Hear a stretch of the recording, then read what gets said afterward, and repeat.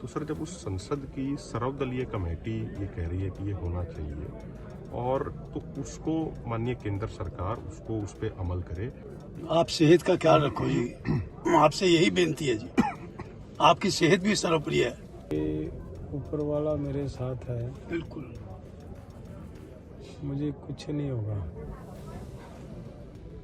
वायदा किया है तो वायदा है, वो तो पूरा करना चाहिए। तो बस हमारे वायदे पूरे कर दे, हम मेडिसिन लेने की ज़रूरत ही नहीं पड़ेगी। जगजीत सिंह डल्लेवाल जी हैं, उनका एक मन में एक सवाल है कि अभी कुछ दिन पहले पार्लियामेंट की जो सर्वदलीय कमेटी थी, permanent committee on agriculture, sir उसने अपनी रिपोर्ट में सर्वसम्मति से 31 मेंबर ऑफ पार्लियामेंट थे, जिसमें से मेजॉरिटी, सिंपल सी बात है, जो पावर में है उनकी मेजॉरिटी उनकी होगी। सर उन्होंने सर्वसम्मति से ये लिख के दे दिया अपनी रिपोर्ट में, volume 1 page number 54 point number 7 में, कि एमएसपी गारंटी कानून बनाया जाना चाहिए। इससे देश की अर्थव्यवस्था, खासकर रूरल इकोनॉमी को बहुत ही ज़्यादा फायदा होगा। तो माननीय डल्लेवाल साहब भी निवेदन करना चाह रहे हैं माननीय सुप्रीम कोर्ट से, माननीय जज साहब को चिट्ठी भी लिखी है डल्लेवाल साहब ने, कि भाई हमारे प्रधानमंत्री जी यही बात कहते हैं कि भाई संसद सर्वोपरि है। जब वो पहली बार संसद में गए थे 20 मई 2014 को, तो उन्होंने यही कहा था कि संसद मेरे लिए सर्वोपरि है। तो सर, जब उस संसद की सर्वदलीय कमेटी ये कह रही है कि ये होना चाहिए और तो उसको माननीय केंद्र सरकार उसको उस पर अमल करे। अगर माननीय सुप्रीम कोर्ट, जो एक अंतिम न्याय की उम्मीद है किसी भी व्यक्ति के लिए, जिसको कहीं से न्याय नहीं मिला, वो माननीय सुप्रीम कोर्ट के दरवाजे पे जाता है कि चलो भाई यहाँ से मुझे न्याय मिलेगा। तो उनका ये रिक्वेस्ट है, उनकी ये विनम्रतापूर्वक प्रार्थना है कि उस विषय में अगर माननीय सुप्रीम कोर्ट जरूरी दिशा निर्देश देंगे तो इस देश के लाखों किसानों की जिंदगियां बचाई जा सकती हैं। आप सेहत का ख्याल रखो जी, आपसे यही बेनती है जी, आपकी सेहत भी सर्वप्रिय है। मैं आपको जैसा भी एक विनती करूं, हाँ जी, बेनती नहीं, आप आज कितने दिन हो गए? 42 डेज 42 दिन हो चुके हैं, लेकिन मुझे ये है कि ऊपर वाला मेरे साथ है, बिल्कुल मुझे कुछ नहीं होगा। किसी तरह की किसी मेडिसिन की मुझे ज़रूरत नहीं है,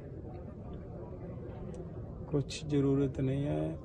आपके मुंह में घी शक्कर जी, तो वाहेगुरु बस सिर्फ यही गल रखे। एक ही ज़रूरत है कि अगर सरकार हमारे किसानों के ऊपर ये थोड़ा रहम कर दे, उनकी डिमांड्स को मान ले। डिमांड्स नहीं है उनकी, हमारे साथ अलग अलग समय पे किए हुए वायदे हैं, तो वो तो सरकार के लिए और भी बुरी बात है। वायदे कर लिए फिर मुकर गए, वायदे कर लिए फिर से मुकर गए। वायदा किया है तो वायदा है, वो तो पूरा करना चाहिए। तो बस हमारे वायदे पूरे कर दे, हम मेडिसिन लेने की ज़रूरत ही नहीं पड़ेगी। हम अनशन, हमारी मांगे पूरी हो जाएंगी। अनशन करने की फिर क्या ज़रूरत है, हम अनशन छोड़ लेंगे। तो मैं आपसे भी यही निवेदन करूंगा कि आप भी हमारा यही मैसेज सरकार के पास पहुंचाएं, ताकि हमारी मसले का हल हो जाए। बस सर इतना ही है। इवन 2018 में माननीय जबलपुर हाई कोर्ट में एक केस गया था, मध्य प्रदेश गवर्नमेंट वर्सेस अन्नदाता किसान संगठन। उस मामले में माननीय हाई कोर्ट का फैसला है कि किसी भी एपीएमसी में किसान की किसी भी फसल की पहली बोली गवर्नमेंट द्वारा डिक्लेयर्ड एमएसपी से नीचे नहीं हो सकती। और जब माननीय कोर्ट कोई आदेश दे देते हैं तो वो अपने आप में एक तरीके का सर कानून हो जाता है, आम भाषा में अगर हम अपने उस भाषा में करें, लेकिन उसको भी इम्प्लीमेंट नहीं किया जा रहा। 2018 में जगजीत सिंह डल्लेवाल जी और अन्ना हजारे जी ने अनशन किया था रामलीला मैदान में, तो उस समय सेंट्रल गवर्नमेंट के कृषि मंत्री थे माननीय राधा मोहन सिंह जी, और उनके साथ देवेंद्र फडणवीस जी आए थे।